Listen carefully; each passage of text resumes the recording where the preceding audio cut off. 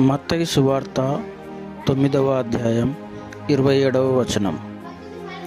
యేసు అక్కడ నుండి వెళ్ళుచుండగా ఇద్దరు గ్రుడ్డివారు ఆయన వెంట వచ్చి, దావీదు కుమారుడా, మమ్మును కరుణించుమని కేకలు వేసిరి.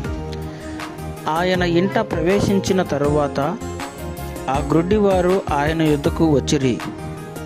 యేసు, నేను ఇది చేయగలనని మీరు నమ్ముచున్నారా అని వారిని అడుగగా, వారు, నమ్ముచున్నాము ప్రభువా అని ఆయనతో చెప్పిరి. అప్పుడు ఆయన వారి కన్నులు ముట్టి, మీ నమ్మిక చొప్పున మీకు కలుగుగాక అని చెప్పినంతలో వారి కన్నులు తెరవబడెను. అప్పుడు యేసు, ఇది ఎవరికిని తెలియకుండా చూచుకొనుడని వారికి ఖండితముగా ఆజ్ఞాపించెను. అయినను వారు వెళ్ళి ఆ దేశమంతటా ఆయన కీర్తి ప్రచురము చేసిరి.